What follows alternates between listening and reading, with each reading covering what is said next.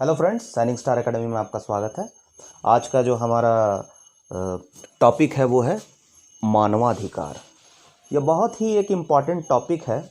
अभी फ़िलहाल जेपीएससी का, जैसा कि आप लोग जानते हैं, नोटिफिकेशन निकल चुका है और फॉर्म भराना स्टार्ट हो गया है और टेंटेटिव डेट जो दिया हुआ है वो 2 मई को दिया हुआ है होने का। तो हम लोग उसी डेट को लेकर चल रहे हैं। और मानवाधिकार से जेपीएससी के पेपर फर्स्ट, जेपीएससी पीटी में पेपर फर्स्ट में मानवाधिकार जो टॉपिक है उससे कुल 2 सवाल आएंगे जो टोटल 4 मार्क्स के होंगे। ठीक है, तो हमारा मानवाधिकार पर हमारा यह प्रयास रहेगा कि हम 2 वीडियो में मानवाधिकार को ख़त्म कर देंगे और आपके पूरे 4 मार्क्स जो हैं इस 2 वीडियो में आप बढ़िया से अगर इसे देखिएगा और इसको बढ़िया से स्टडी करने के बाद पॉइंट को नोट डाउन कर लीजिएगा तो आपके जो 4 मार्क्स हैं वो कहीं नहीं जाएंगे। ये हमारा पूरा प्रयास रहेगा और इस वीडियो के बाद एक वीडियो और मानवाधिकार का आएगा हमारा। और एक बात मैं और कह देना चाहता हूँ उन तमाम स्टूडेंट से जो यूपीएससी की तैयारी कर रहे हैं या जेपीएससी की या बीपीएससी की, एमपीपीएससी की या राजस्थान कमीशन की या रेलवे या बैंकिंग, सभी एग्ज़ाम्स, जितने भी कम्पिटिटिव एग्ज़ाम हैं उसमें सबों में ये मानवाधिकार जो चैप्टर है उससे सवाल जो है अभी लगातार पूछे जा रहे हैं। कमीशन एग्ज़ाम में पूछे जा रहे हैं, यूपीएससी में विशेषकर पूछे जाते हैं मानवाधिकार से। 1 क्वेश्चन 2 क्वेश्चन तो प्रीलिम्स में होते ही हैं, मेंस में भी इससे मानवाधिकार से क्वेश्चन पूछे जाते हैं। और यह संभावित है कि जो जेपीएससी का जो मेंस पॉलिटी का जो पेपर है उसमें भी मानवाधिकार से क्वेश्चन इस बार पूछे जाएं। इसलिए मैंने जो ये वीडियो बनाया है वो ना केवल पीटी बल्कि मेंस को भी देखते हुए उसी हिसाब से यह वीडियो बनाया है। इसलिए मेरे हर एक बात को इस वीडियो में आप ध्यान से सुनेंगे, हर एक बात को नोट डाउन करेंगे। पहले आपसे सबों से अनुरोध है कि इसका एक स्क्रीनशॉट ले लीजिए।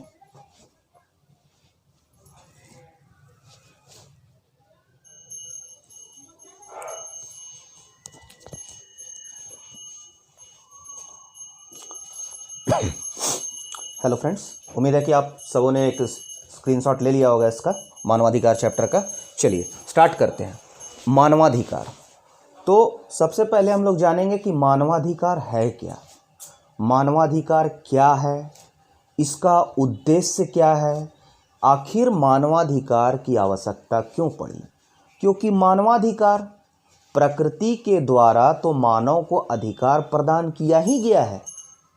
उसको भोजन करने का अधिकार है, उसे जीवन जीने का अधिकार है, उसे रहने का अधिकार है इस धरातल पर, पृथ्वी पर उसे। तो प्रकृति द्वारा जितने भी अधिकार मनुष्य को प्रदान किए गए हैं, एक प्राकृतिक अधिकार, तो मानव अधिकार तो दिए गए ही हैं। तो आखिर इस अवधारणा की ज़रूरत क्यों पड़ी, आखिर मानवाधिकार की ज़रूरत क्यों पड़ी, इस पर हम लोग गौर करेंगे कि क्यों मानवाधिकार की आवश्यकता पड़ी, इसका उद्देश्य क्या है और आखिर मानवाधिकार क्या है। ठीक है, तो संयुक्त राष्ट्र संघ यूएनओ के अगर हम परिभाषा को देखें तो हमें यह सारगर्भित रूप से यह मिलता है कि यूएनओ के अनुसार मानवाधिकार एक ऐसा अधिकार है जो सभी लोगों को बिना किसी भेदभाव के, मतलब सभी लोगों को उनकी जाति, उनका लिंग, उनका धर्म, उनका भाषा, उनकी राष्ट्रीयता तथा अन्य किसी भी आधार पर उन लोगों से बिना भेदभाव किए हुए जो उन्हें अधिकार प्राप्त हैं वही मानवाधिकार है। क्या अधिकार प्राप्त है? तो उनको जीवन जीने का अधिकार प्राप्त है। तो उनको और क्या चीज़ का अधिकार प्राप्त रहेगा? तो स्वतंत्रता का अधिकार रहेगा, नागरिक स्वतंत्रता का अधिकार रहेगा। नागरिक स्वतंत्रता का अधिकार, स्वतंत्रता का अधिकार, दैट मीन्स क्या हुआ कि जो उनको अधिकार प्राप्त है, जैसे कि क्या अधिकार? जीवन जीने का अधिकार, गौरवशाली ढंग से जीवन जीने का अधिकार, तो गुलामी या यातना से मुक्ति का उनको अधिकार, काम उनको पाने का अधिकार, उनको शिक्षा ग्रहण करने का अधिकार। ठीक है, उनको कोई भी धर्म संप्रदाय को अपने अंतःकरण से उसे मानने का अधिकार आदि जितने भी अधिकार हैं वही मानवाधिकार हैं।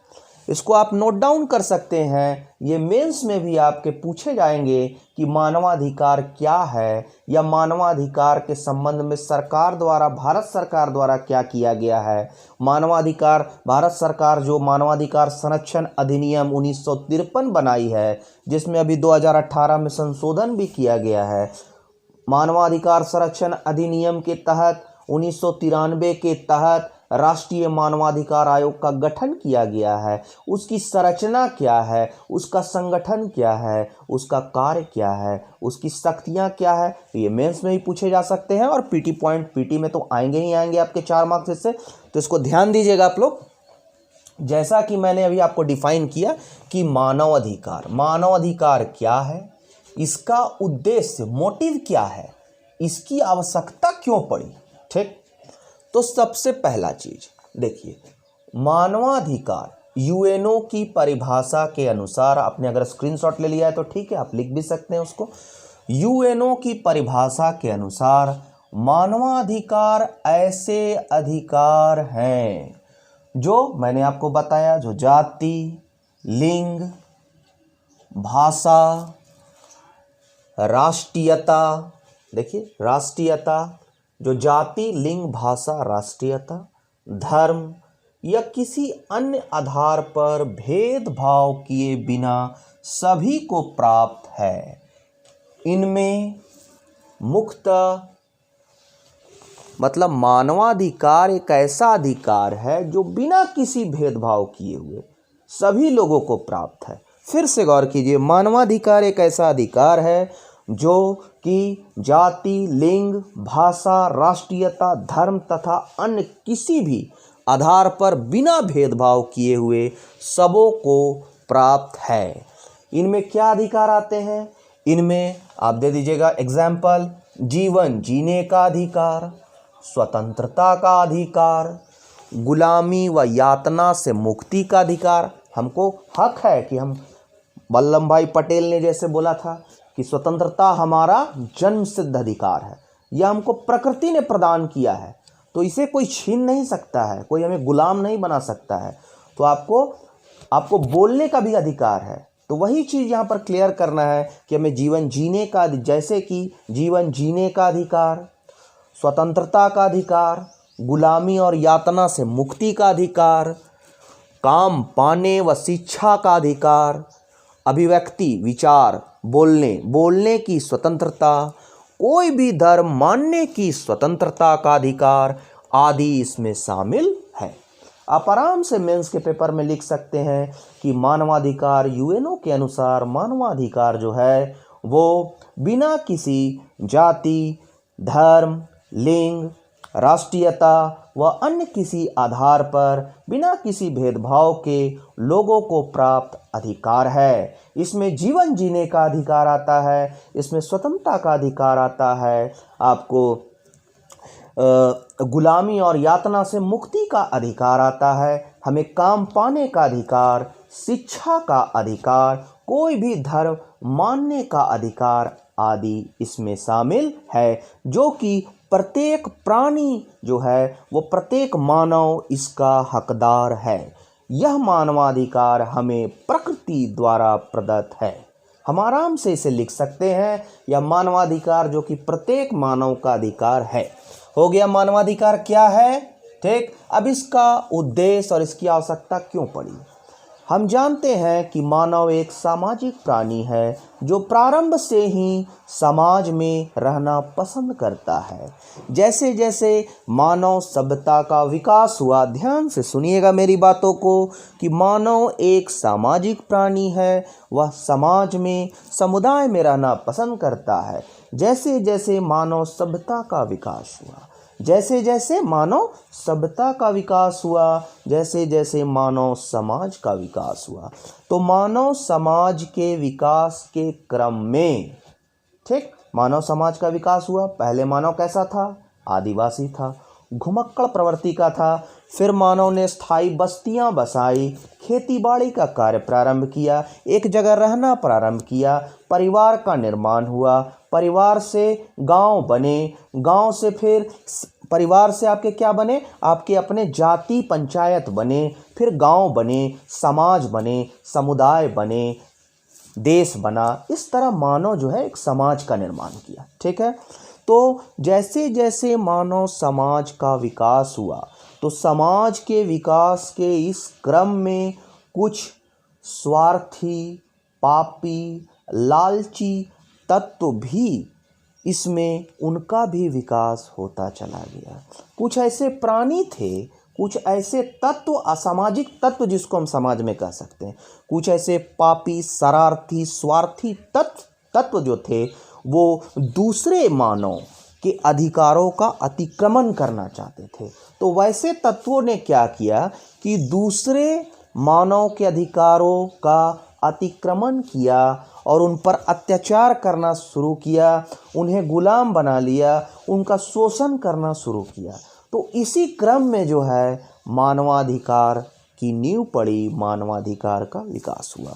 छोटा सा मैं आपको उदाहरण देकर समझाता हूँ कि जिस तरह प्राचीन काल में देखेंगे तो बहुत सारे राजा क्रूर हुए, मंगोल आक्रमणकारी भी आए, ठीक है, हूण आक्रमणकारी भी आए, बहुत सारे तुर्क मुगल आक्रमणकारी भी आए, बहुत से बर्बर राजा महाराजा और बर्बर शासक हुए जिन्होंने दूसरे राज्यों पर आक्रमण करके उन पर कब्जा कर लिया और वहाँ की जनता का शोषण करने लगे, गुलाम बनाना प्रारंभ कर दिया। इस तरह क्या हुआ कि मानव जो है धीरे धीरे जो व्यक्ति है अपने अधिकारों के प्रति सचेत होना प्रारंभ हुआ, क्योंकि मानव जैसे जैसे शिक्षित हुआ, मानव समाज जैसे जैसे विकसित हुआ, मानव समाज के विकास के क्रम में मानव समाज जो है वो क्या हुआ, वो अपने अधिकारों के प्रति सजग हो गया, क्योंकि ये तो हमें प्रकृति द्वारा प्रदत्त अधिकार है, तो ये कोई कैसे हमसे छीन सकता है। तो इसी सजगता के क्रम में मानवाधिकार की नींव पड़ी। अगर हम आधुनिक समाज की बात करेंगे, आधुनिक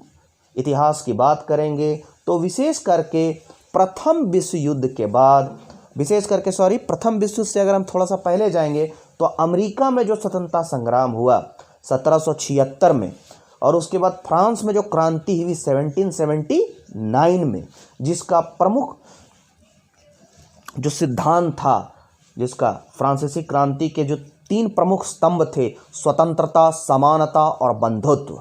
ठीक है, याद रखिएगा, स्वतंत्रता, समानता और बंधुत्व, यही फ्रांसीसी क्रांति के 3 सिद्धांत थे। तो अमेरिकी स्वतंत्रता संग्राम 1776, फ्रांसीसी क्रांति 1779 और उसके बाद आपका प्रथम विश्व युद्ध हुआ, द्वितीय विश्व युद्ध हुआ, जिसमें आम जनमानस झूठ मूठ के मारी गई, लाखों लाख जो है आदमियों को यातना गृह में हिटलर के द्वारा, मुसोलिनी जैसे तानाशाहों के द्वारा मार दिया गया, गैस चेंबर में मार दिया गया, उनके प्रकृति द्वारा प्रदत्त उनके अधिकारों का हनन किया गया, उनका अत्याचार किया गया, उन्हें पीड़ा दी गई, यातना दी गई, उनका शोषण किया गया। तो विशेष करके प्रथम और द्वितीय विश्व युद्ध के बाद पूरा विश्व जो है वो एकमत हो गया, मानवाधिकार को लेकर सचेत हो गया, और इसी क्रम में मानवाधिकार की मजबूत नींव पड़ती है आधुनिक सभ्यता, आधुनिक मानवीय सभ्यता के इतिहास में। एक आपको जाकर आधुनिक मानवीय सभ्यता के इतिहास में जो है इसी समय, विशेषकर द्वितीय विश्व युद्ध के बाद, जब जापान पर परमाणु बम से हमला किया गया, हिरोशिमा और नागासाकी पर, जर्मनी के हिटलर और मुसोलिनी जैसे तानाशाहों के द्वारा जब इतनी मानव जाति पर अत्याचार किए गए, उसी क्रम में जो है मानवाधिकार की नींव पड़ती है। तो इसीलिए मानवाधिकार की आवश्यकता पड़ी। ठीक है दोस्तों, तो इसको हम देखते हैं। चलिए, मैंने इसे आपको सजाकर संक्षिप्त शब्दों में लिख दिया है। देखिए, यहाँ तो है, हर व्यक्ति बिना किसी भेदभाव के मानवाधिकार को पाने का हकदार है, हमने पढ़ लिया। अब आइए, मानव समाज के विकास के क्रम में कुछ शरारती, पापी, स्वार्थी तत्वों का भी विकास साथ साथ हुआ, जिसने दूसरे के अधिकारों का अतिक्रमण कर स्वयं को प्रभावशाली व सिरमौर या सर्वोच्च भी बोल सकते हैं बनाने की कोशिश की। ठीक है, मैंने आपको बताया कि जैसे जैसे मानव समाज का विकास हुआ, तो मानव समाज के विकास के क्रम में कुछ शरारती, पापी और लोभी स्वार्थी तत्वों का भी विकास साथ साथ हुआ, जिसने दूसरे के मानवीय अधिकारों का क्या किया, अतिक्रमण किया और स्वयं को क्या, प्रभावशाली बनाने की कोशिश की, सर्वोच्च व सिरमौर बनाने की कोशिश की। इसी क्रम में क्या हुआ, शोषण बढ़ा, अत्याचार के विरुद्ध शोषण बढ़ा, अत्याचार बढ़ा, और यही शोषण और अत्याचार के विरुद्ध मानवाधिकार की नींव पड़ी। ठीक है, मानवाधिकार की नींव पड़ी। तो ये आपका जो है क्वेश्चन, इसकी आवश्यकता क्यों पड़ी, तो इसी क्रम में मानवाधिकार की आवश्यकता की नींव पड़ी। यहाँ आपका ये खत्म हो गया। अगर क्वेश्चन बड़ा रहे, कहीं मेंस में लिखना रहे, आप आसानी से लिख सकते हैं, इसको अपने भाषा में लेबोरेट करके बड़ा करके भी लिख सकते हैं। ठीक है, अब आगे चलते, इसका उद्देश्य क्या है।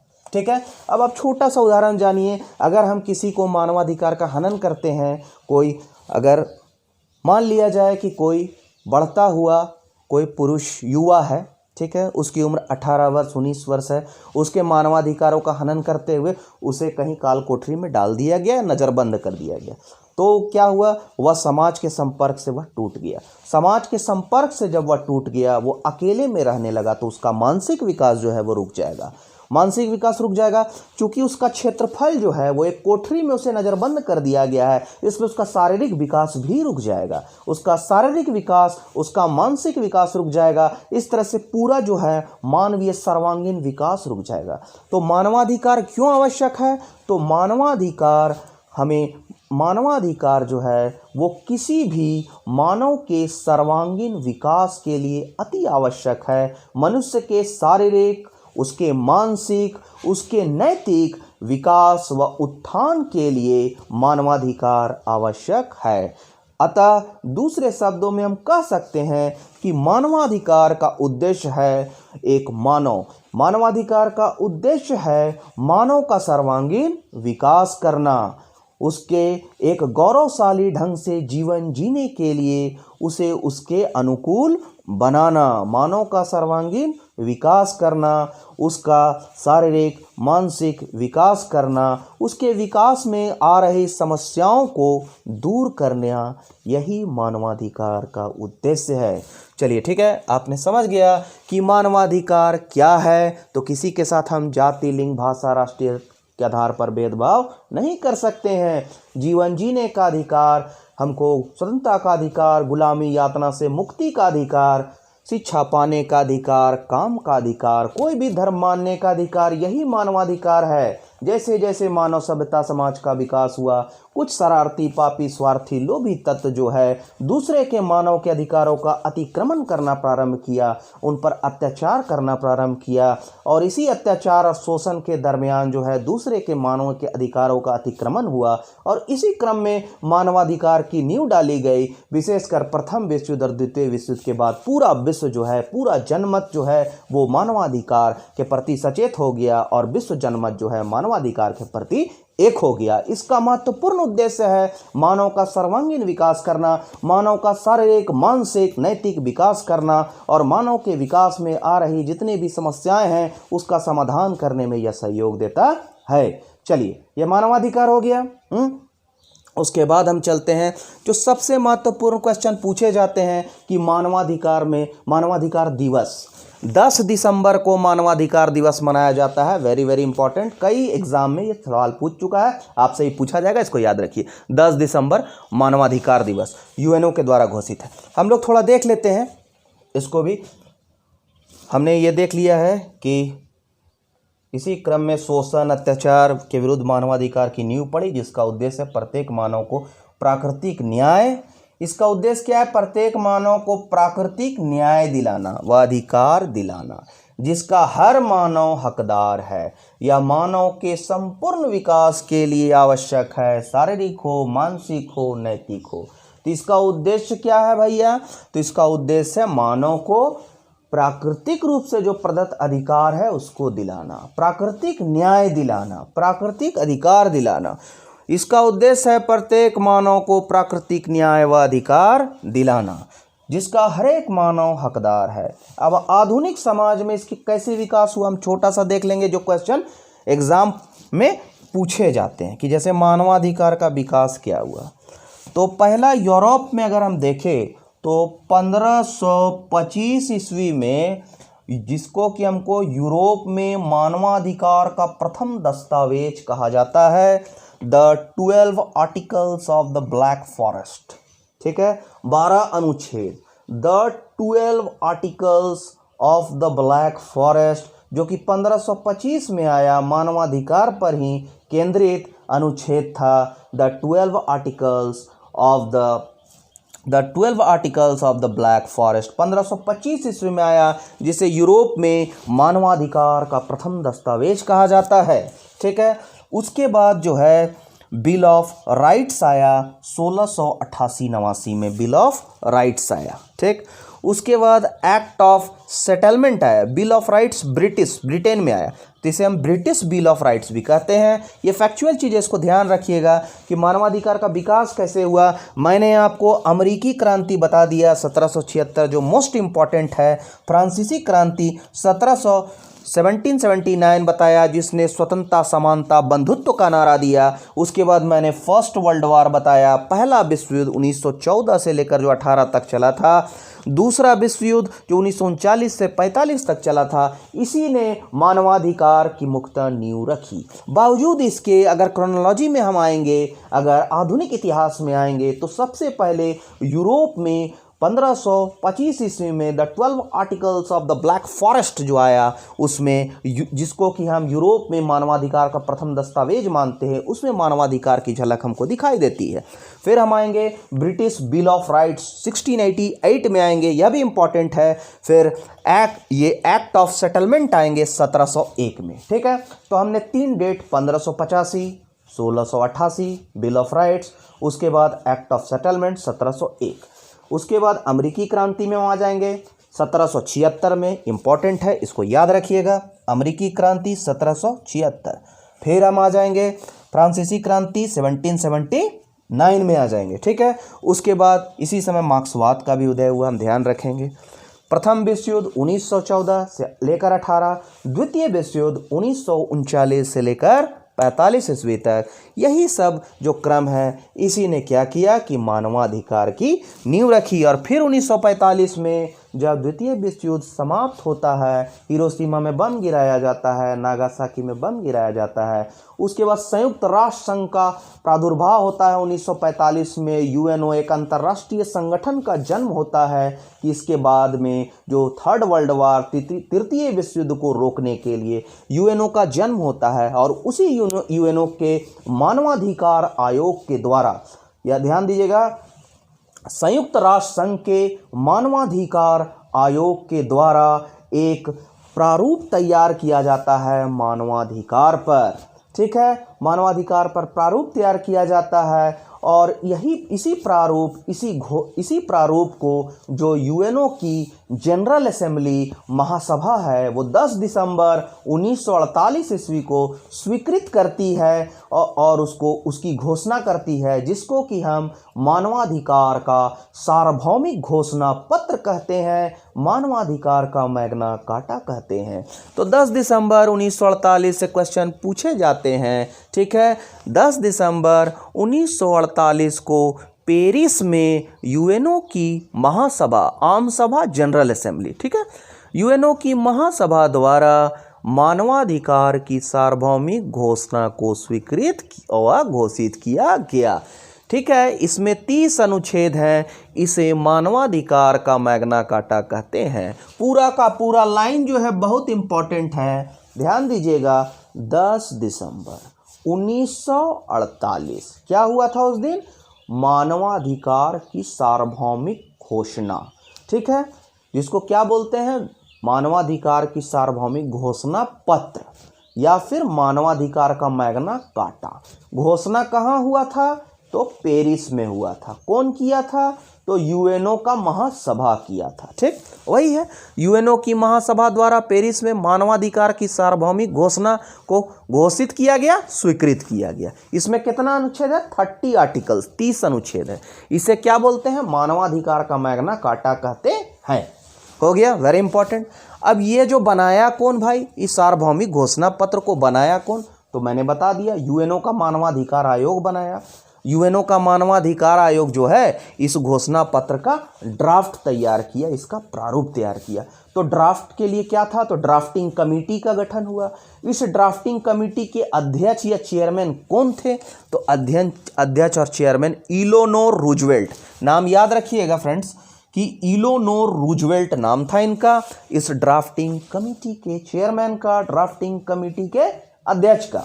ठीक है, बहुत इंपॉर्टेंट है कि इसको मानवाधिकार का जो सार्वभौमिक घोषणा पत्र था उसको कौन बनाया, तो मानवाधिकार का ड्राफ्टिंग कमेटी बनाया। इसके कौन थे अध्यक्ष, इलोनोर रूजवेल्ट थे। ठीक, आप रूजवेल्ट से भी याद रख सकते हैं, इलोनोर रूजवेल्ट थे। ठीक है, अब ड्राफ्ट तैयार कौन किया था, ठीक है, ड्राफ्ट जैसे कि मान लीजिए कि संविधान को बनाया, ठीक, हमारा भारत का संविधान तैयार हुआ तो संविधान का प्रारूप जो है वो कौन बनाया, ठीक, वो अलग बनाया। संविधान का ढांचा कौन बनाया, इस तरह की जो बातें हैं। उसी तरह है कि इसको ड्राफ्ट बनाने के लिए तो ड्राफ्टिंग कमेटी हुआ कि सार्वभौमिक घोषणा पत्र में जितना 30 अनुच्छेद रहेगा वो ये कमेटी तय करेगा, तो 30 अनुच्छेद को सब मिलके बनाएगा। लेकिन एक जो शॉर्ट में ड्राफ्ट होता है वो कौन बनाया, तो ड्राफ्ट बनाया जॉन पीटर हम्फे बनाया। 2 क्वेश्चन यहाँ, 3 क्वेश्चन अराइज हुआ। 10 दिसंबर 1948 मानवाधिकार का मैग्ना कार्टा, ठीक है, मानवाधिकार का सार्वभौमिक घोषणा पत्र। फिर आया कि क्या आया कि ये जो मानवाधिकार का घोषणा पत्र है उसको बनाया कौन, तो एक ड्राफ्टिंग कमेटी बनाया जिसका चेयरमैन है इलोनोर रूजवेल्ट। ये ड्राफ्टिंग कमेटी में ड्राफ्ट मेनली कौन तैयार किया था, तो ड्राफ्ट तैयार किया था जॉन पीटर हम्फे। जॉन पीटर हम्फे, 1 से 2 बार आप रीडिंग दीजिएगा तो हो जाएगा। ठीक है, ये जो ड्राफ्ट तैयार हुआ था इसमें 58 देशों ने इस बैठक में भाग लिया था कि ड्राफ्ट पर वोटिंग हुआ था। 58 देशों ने भाग लिया था इस सार्वभौमिक घोषणा पत्र को पास किया जाए या न किया जाए, जिसमें इसके समर्थन में उस समय 48 देश जो थे इसके समर्थन में वोटिंग किए थे। ठीक है, चलिए चलते हैं। अब एक चीज़ यहाँ, यूएनओ के मानवाधिकार आयोग ने जो ड्राफ्टिंग कमेटी बनाई, और यही मानवाधिकार जो है, कहने का मतलब यही मानवाधिकार आयोग जो है ड्राफ्टिंग कमेटी के माध्यम से सार्वभौमिक घोषणा पत्र को बनाया था, और जिसको महासभा द्वारा स्वीकृत किया गया, घोषित किया गया। अब ये मानवाधिकार आयोग का नाम बदल के मानवाधिकार परिषद कर दिया गया है 2006 में, जिसकी कुल सदस्य संख्या 47 है। मैंने यहाँ पॉइंट आउट कर दिया है। अब संयुक्त राष्ट्र संघ के मानवाधिकार आयोग का नाम मानवाधिकार परिषद कर दिया गया 2006 में। इसमें टोटल 47 सदस्य हैं। चलिए आगे चलते हैं, यहाँ तक कंप्लीट हो गया है हमारा। अब आइए, यही इम्पोर्टेंट था, और ये हमने पूरी कॉन्सेप्ट आपको दिया कि मानवाधिकार कैसे आया, उसके बाद मानवाधिकार क्यों आया, क्या है उद्देश्य, क्या है, उसके बाद इसका विकास कैसे हुआ। ठीक है, मानवाधिकार की आवश्यकता क्यों पड़ी, इसका विकास कैसे हुआ। अब जब आधुनिक विश्व में यूएनओ के समक्ष कब सार्वभौमिक घोषणा पत्र आया, कैसे ड्राफ्ट इसका तैयार हुआ। अब हम लोग जब इसको कंप्लीट करेंगे तब हम लोग इंडिया में घुसेंगे, ठीक है, भारत में घुसेंगे, उसमें राष्ट्रीय मानवाधिकार आयोग और राज्य मानवाधिकार आयोग के बारे में पढ़ेंगे, और फिर हमारा मानवाधिकार का जो टॉपिक है वो हमारा समाप्त हो जाएगा। चलिए फटाफट देखते हैं। भारत ने 1948 में जो अंतर्राष्ट्रीय सार्वभौमिक घोषणा पत्र था उसको स्वीकार किया। ठीक है, इसको स्वीकार कर लिया भारत। और भारतीय संविधान आप लोग जानते हैं कि 1949 में स्वीकृत किया गया है, अधिनियमित आत्मा अर्पित किया गया है। ठीक है, लेकिन ये 1949 में स्वीकृत किया गया और पूर्णतः लागू हुआ 1950 में। तो जब पूर्णतः लागू हुआ या जब स्वीकृत किया गया तो भारतीय संविधान के प्रस्तावना में ही मानवाधिकार को समाहित किया गया। क्योंकि अगर हम प्रस्तावना, भारत के संविधान के प्रेम्बल को हम पढ़ेंगे तो उसमें मानवाधिकार स्पष्ट नजर आएगा। ठीक है, उसमें आर्थिक, सामाजिक, राजनीतिक स्वतंत्रता की बात की गई है, उसमें न्याय की बात की गई है। ठीक है, प्रस्तावना में ही भारतीय संविधान जो है भारत में इसको 1948 में स्वीकार किया, और संविधान जब लागू हुआ तो प्रस्तावना में इसमें समाहित किया गया।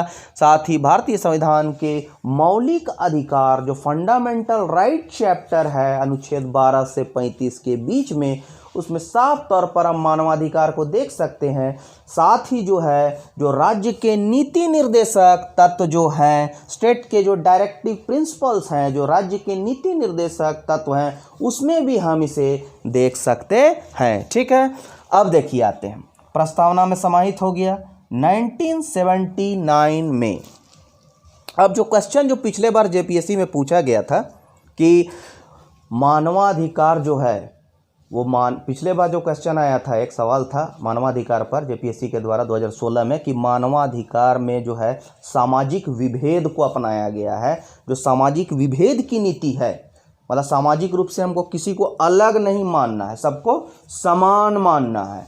सामाजिक रूप से सबको समान मानना है, चाहे वो कोई भी जाति का हो, धर्म का हो, लिंग का हो। तो ये मानवाधिकार की कौन सी पीढ़ी में कही गई है?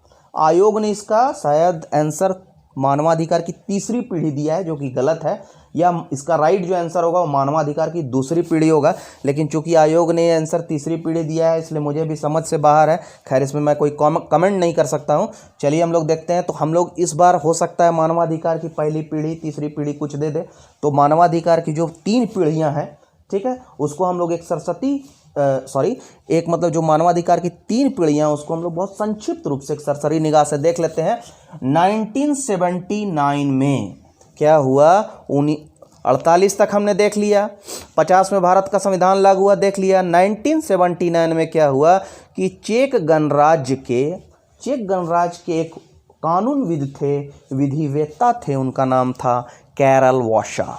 कैरल वॉशा ने स्ट्रासबर्ग में अंतर्राष्ट्रीय मानवाधिकार संस्थान में अंतर्राष्ट्रीय मानवाधिकार की 3 पीढ़ियों में विभाजन प्रस्तुत किया।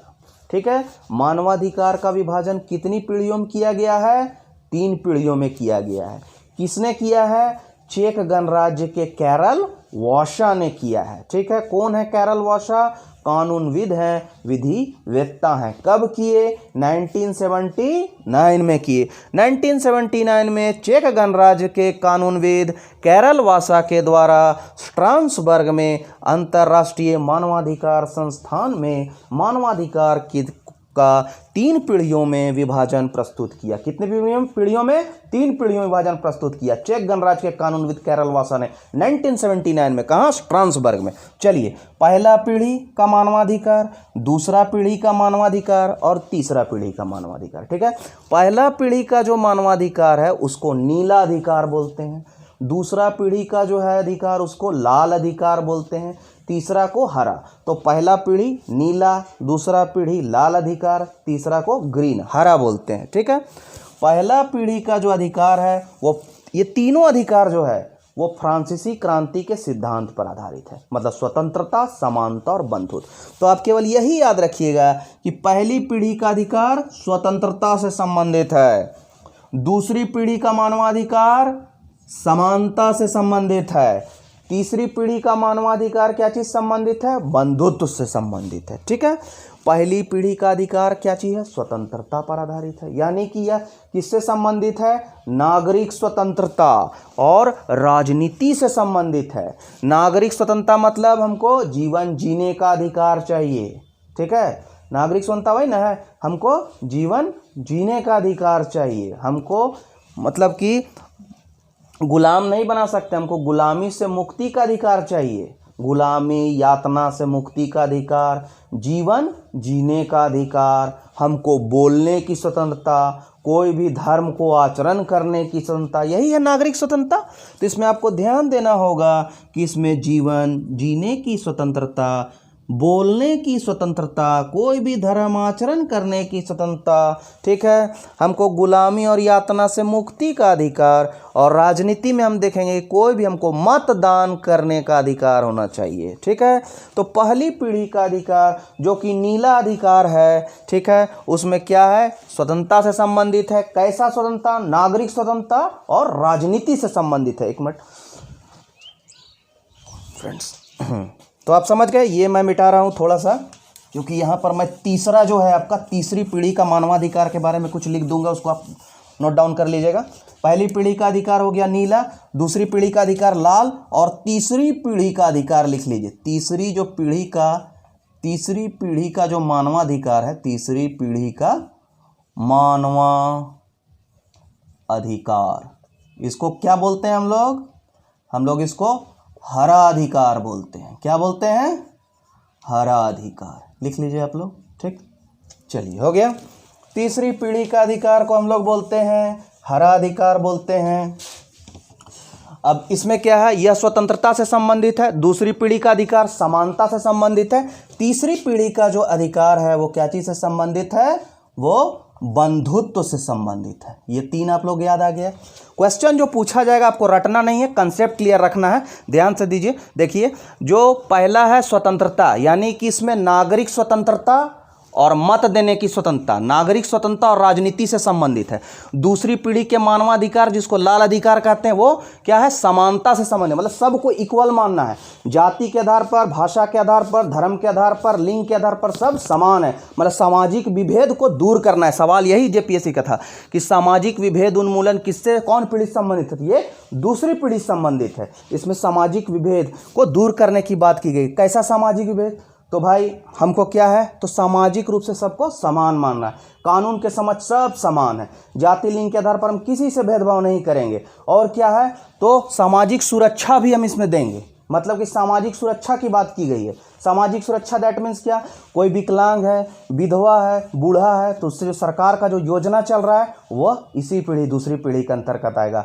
जो आपको रोजगार देना है, भोजन देना है, वस्त्र देना है, आवास देना है, बेरोजगारी भत्ता देना है, वो सब सारा जो है वो दूसरी पीढ़ी के मानवाधिकार के अंतर्गत ही आएगा। याद रखिएगा, भोजन, वस्त्र, आवास, रोजगार, बेरोजगारी भत्ता, यानी कि सामाजिक सुरक्षा से संबंधित बातें जो है वो दूसरी पीढ़ी के मानवाधिकार, समानता से संबंधित है। इसमें सभी प्रकार के सामाजिक विभेद, आर्थिक विभेद, सामाजिक विभेद, सांस्कृतिक विभेद को दूर करने की बात कही गई है। सामाजिक विभेद को दूर करने से संबंधित, सामाजिक विभेद के उन्मूलन से संबंधित है समानता। अब तीसरी पीढ़ी के जो मानवाधिकार हैं, जो कि हरा अधिकार है, बंधुता से संबंधित है। बंधुता मतलब इसमें एकजुटता की बात की गई है। क्या चीज की बात की गई है?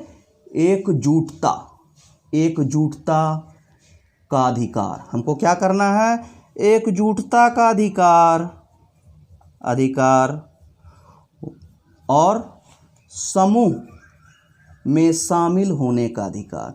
कोई भी हमको ग्रुप बना सकते हैं, कोई लेबर यूनियन बना सकते हैं, समूह में शामिल हो सकते हैं, कोई कॉन्फ्रेंस हो रहा है उसमें शामिल हो सकते हैं। इस अधिकार की बात की गई है। ठीक है, तो तीसरी पीढ़ी का जो मानवाधिकार है, हरा अधिकार है, बंधुत्व है। बंधुत्व मतलब बंधु बांधव की बात की गई है, एकता की बात की गई है, एकजुटता के अधिकार से संबंधित है, हमको ग्रुप में शामिल से संबंधित है, समूह में शामिल करने से संबंधित अधिकार है। ये आज हमारा 3 पीढ़ी जो है वो खत्म हो गया। इससे ज़्यादा पढ़ने की आवश्यकता नहीं है। अब हम नेक्स्ट क्लास में एक वीडियो और हमारा आएगा जिसमें कि हम NHRC, राष्ट्रीय मानवाधिकार आयोग और राज्य मानवाधिकार आयोग की चर्चा करेंगे। वर्ल्ड से, विश्व से लेकर हम भारत में आएंगे और ज़्यादा क्वेश्चन राष्ट्रीय मानवाधिकार और राज्य मानवाधिकार आयोग से ही पूछे जाते हैं परीक्षा में। तो उसको हम लोग बहुत ही संक्षिप्त, बहुत ही साइंटिफिक रूप से हम लोग एक डायग्राम बना के देखेंगे और कोशिश किया जाएगा कि उससे बाहर कहीं से भी क्वेश्चन आपका नहीं छूटे। अभी राष्ट्रीय मानवाधिकार आयोग में बहुत संशोधन हुआ है। मैंने बहुत रिसर्च किया है तो देखा है कि बहुत सारे जितने भी वीडियो बनाए गए हैं या नेट में भी जो अवेलेबल मटेरियल है बहुत सारे, उसमें अमेंडमेंट, संशोधन की ज़रूरत है। पुराने जो बुक्स है उसमें भी संशोधन की ज़रूरत है। इसलिए मैं संशोधन के साथ इस वीडियो को लाऊंगा और 2 वीडियो में हमारा मानवाधिकार चैप्टर जो है वो खत्म हो जाएगा और आपके 4 अंक जो है जेपीएससी में कहीं नहीं जाएंगे। बाकी जितने भी एग्जाम होंगे यूपीएससी लेकर सारे सिविल सर्विसेज, रेलवे, बैंकिंग के एग्जाम, सब में ये मानवाधिकार चैप्टर से क्वेश्चन आते हैं। इसलिए आप बहुत ध्यान से देखिए इसको और स्क्रीनशॉट लेने के बाद 1 नहीं 2 नहीं 3 बार देखिए। उम्मीद करते हैं कि आपको याद हो जाएगा। अगर ये वीडियो आपको अच्छा लगा हो, ज़्यादा से ज़्यादा दोस्तों के बीच इसको शेयर कीजिए और सब्सक्राइब कीजिए। धन्यवाद मित्रों। जय हिंद, जय भारत।